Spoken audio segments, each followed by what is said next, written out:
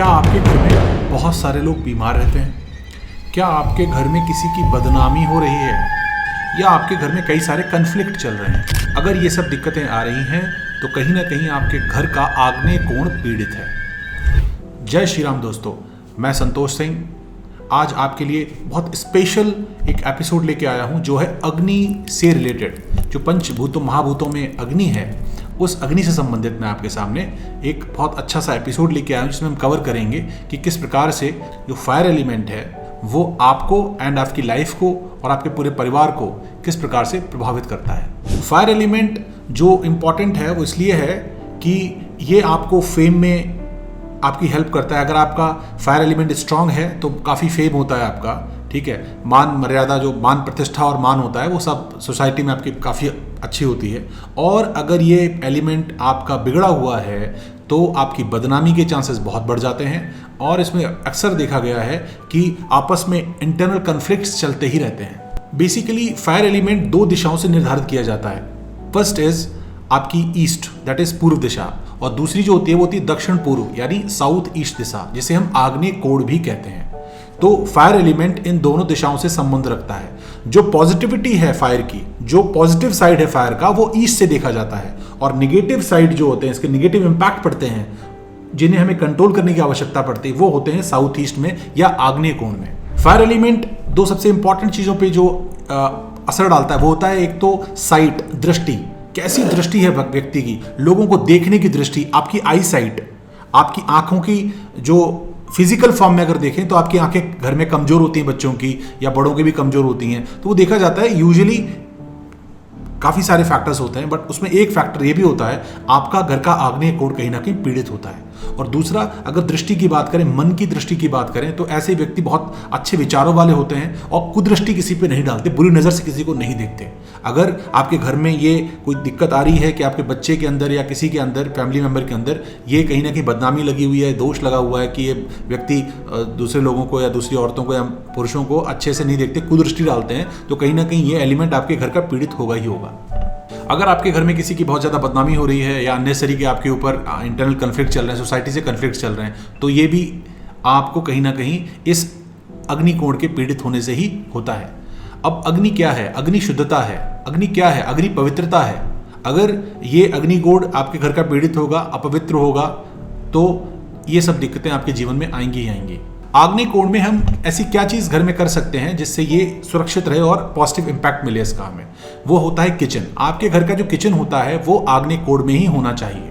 दूसरा जो इंपॉर्टेंट चीज आप कर सकते हैं वो होता है बच्चों का बेडरूम, क्योंकि बच्चों को एनर्जी चाहिए होती है, और जो एनर्जी होती है, फायर इज एनर्जी, राइट? तो जो एनर्जी है वो आपको इस कोण में पर्याप्त मात्रा में प्राप्त होती है। इसीलिए ये जो अग्नि कोण है आपके घर का, वो कभी भी क्लटर्ड नहीं होना चाहिए, ये हमेशा क्लटर फ्री रहना चाहिए, क्योंकि यहां पर आकर के वो जो फायर एलिमेंट की निगेटिविटी है ना, वो स्टोर होने लगती है। इसलिए कोई भी आप इंश्योर करें आपके घर का कोई भी फर्नीचर या कोई ऐसी चीज वहां पे ना रखी हो उस कोण में जो उस एनर्जी को वहीं रोक देती हो।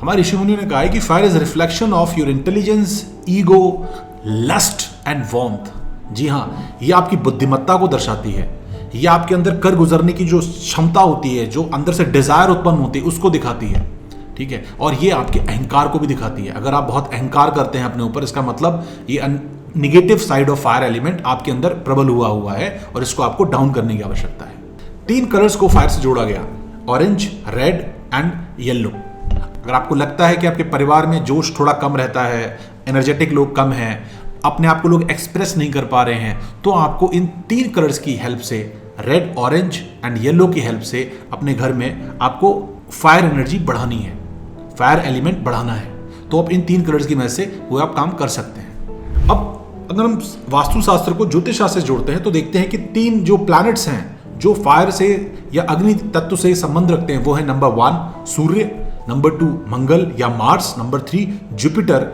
या गुरु बृहस्पति। प्राइमरीली देखा जाता है तो जो अग्नि तत्व है उसको रिप्रेजेंट ही करते हैं, जो पॉजिटिव साइड है उसको रिप्रेजेंट करते हैं सन। अब सन क्या है? सन राजा है, ग्रहों के राजा है सूर्य, और सन अथॉरिटी है।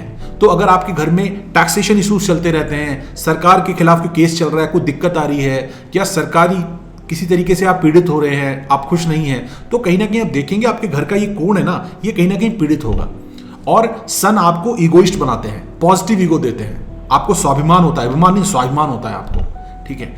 और आपके अंदर आप न्यायप्रिय बनते हैं, आपके अंदर आपको समझ में आता है कि क्या अच्छा है क्या बुरा है। तो जहां पर बुराई हो रही है आपकी आंखों के सामने तो आप फिर एक्शन लेने वाले भी बनते हैं। ये सारी क्वालिटी सूर्य से आती हैं और इसी अग्नि एलिमेंट से आपके घर में ये चीजें देखी जाती हैं। सूर्य क्या है? सूर्य वाइटैलिटी है, सूर्य क्रिएटिविटी है, सूर्य ईगो है, सूर्य एक्सप्रेशन है। अगर ये चीजें आपकी फायर एलिमेंट अगर आपके घर में प्रॉपर सेट है तो आपके घर में लोगों को बहुत क्रिएटिव होंगे, उनकी लाइफ स्पैन अच्छा खासा बड़ा होगा।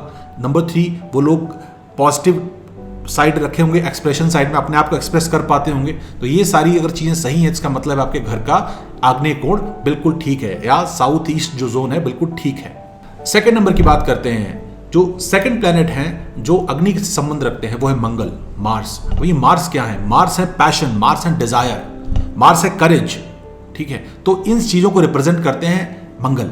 अब क्या होता है, अगर आपके घर में ये पार्ट पीड़ित है तो ये एनर्जी और ये जो एक्सप्रेशन है, करेज है, ये गलत डायरेक्शन में चला जाता है, वो लस्ट साइड चला जाता है, उसे हवस बोलते हैं। अगर आपके घर में कोई ऐसा व्यक्ति आपको समझ में आता है, हालांकि रिलेटिव होगा आपका भाई और कोई भी बेटा, कुछ कोई भी है, अगर उसके लगता है उसके अंदर कुदृष्टि आ रही है, उसके अंदर ये हवसपन ज़्यादा हो रहा है, तो उसका मतलब एलिमेंट कहीं ना कहीं पीड़ित है। तो हमें ये घर में डिस्कस भी करना चाहिए, क्योंकि बुराई अगर घर तक सीमित रहे, उसको हम अगर छोटे छोटे उपाय करके उसको ठीक कर सकते हैं, इससे बेटर क्या है, क्योंकि यही जो लस्ट है कहीं ना कहीं बदनामी का कारण बनती है जाकर के। तीसरा जो प्लैनेट है वो है जुपिटर, गुरु बृहस्पति। मोस्टली गुरु बृहस्पति को ईथर आकाश तत्व से जोड़ा जाता है, क्योंकि गुरु बृहस्पति बढ़ने के कारक हैं, एक्सपेंशन के कारक हैं और ऑप्टिमिज्म के कारक हैं। सकारात्मकता, अपने आपके अंदर जो सकारात्मक ऊर्जा है उसका प्रवाह गुरु बृहस्पति से ही होता है। तो इसीलिए इनको भी अग्नि तत्व से जोड़ा जाता है। गुरु बृहस्पति जैसे आप जानते हैं, growth, wisdom, luck, spiritual growth, spirituality, morality, ये सब चीजें गुरु से संबंध रखती हैं। तो अगर आपके घर में अच्छे से लोग रह रहे हैं, इनका पूजा पाठ में मन लग रहा है, हमारे जो धार्मिक पद्धति है उसके हिसाब से वो जीवन यापन कर रहे हैं, इसका मतलब सब कुछ ठीक चल रहा है और ये आपका कोण अच्छे से काम कर रहा है। देखिए, अति सर्वत्र वज्यते, किसी भी चीज की अति नुकसान देती है। अगर आपके घर में बहुत ज्यादा फायर एलिमेंट हो रखा है तो मैंने जो बताया आपको, ईगोइज्म आ जाएगा, आपके घर में लोग ईगोइस्ट हो जाएंगे, आपके घर में लोगों को क्रोध आने लगेगा, आपके घर में लोगों के अंदर लस्ट बढ़ जाएगा, ठीक है। तो ये सब दिक्कतें भी आ सकती हैं। तो उसको बैलेंस करने के क्या क्या तरीके होते हैं वो मैं आपको जल्दी से साझा करता हूँ। वाटर एलिमेंट्स, आप थोड़ा अगर ज्यादा एनर्जी हो रखी है तो हल्के फुल्के वाटर एलिमेंट, एक छोटा सा एक्वेरियम रख सकते हैं वहां पे आप, ठीक है। छोटा पानी से रिलेटेड कोई गमला वगैरह रख सकते हैं वहां पे, जिसमें पानी वगैरह भरा रहता हो, ज्यादा नहीं, लिमिटेड मात्रा में। इससे भी फायर एनर्जी या फायर एलिमेंट कंट्रोल होता है। तीसरा, नेचुरल एलिमेंट आप रख सकते हैं, जैसे वुड हो गए, आपके स्टोन्स हो गए, ये आप साउथ ईस्ट जोन में रख सकते हैं, आग्नेय कोण में रख सकते हैं, जिससे भी फायर एलिमेंट कंट्रोल होता है। चौथा हो गया आपका प्लांट्स, आप प्लांट लगा सकते हैं उस एरिया में, एक दो, ज्यादा नहीं, एक दो प्लांट आप रख सकते हैं, जिससे वो एनर्जी बैलेंस होती रहे, वहां पे पॉजिटिव फ्लो बना रहे। पांचवा हो गया कि उस एरिया में आपको फायर एलिमेंट्स कम रखने हैं। फॉर एग्जांपल, आपको ऑरेंज, रेड और येलो का कम यूज करना है अपनी किचन एरिया में, अगर आपका फायर एलिमेंट ऑलरेडी बहुत बढ़ा हुआ है। सबसे इंपॉर्टेंट है, आपके घर का साउथ ईस्ट जो जोन है ना, वो कभी भी क्लटर्ड नहीं होना चाहिए, उसमें एनर्जी फ्लो बने रहना चाहिए। इससे अगर वो एनर्जी फ्लो आप रोकते हैं तो आपके घर में निगेटिविटी, जो निगेटिव साइड ऑफ फायर है, वो बढ़ जाती है, इसलिए और भी प्रॉब्लम्स आ सकती हैं। तो आप इंश्योर करें आपके घर का जो आग्नेय कोण साउथ ईस्ट जोन है वो हमेशा क्लटर फ्री रहता है, वहां पे कोई हैवी फर्नीचर वगैरह नहीं रखा हुआ है। अब किचन की बात करते हैं तो किचन में लाइटिंग भी बहुत माइल्ड होनी चाहिए। यूजुअली अगर आपके घर में फायर एलिमेंट बढ़ा हुआ है तो वहां रेड कलर के बल्ब जो वगैरह होते हैं वो कम यूज करें, आप माइल्ड व्हाइट लाइट यूज कर सकते हैं। अब हम वैदिक मंत्रों से या कौन कौन सी चीजें करके हम फायर एलिमेंट्स को नेचुरली पॉजिटिव कर सकते हैं और घर में और पॉजिटिविटी ला सकते हैं, सो दैट आपका फेम बढ़े, आपका नाम बढ़े, आपके घर में उन्नति हो, बरकत हो, प्रॉस्पेरिटी बढ़े। इसके लिए हम क्या कर सकते हैं? सबसे पहला जो सब सर्वोत्तम उपाय है वो है सूर्य अर्घ।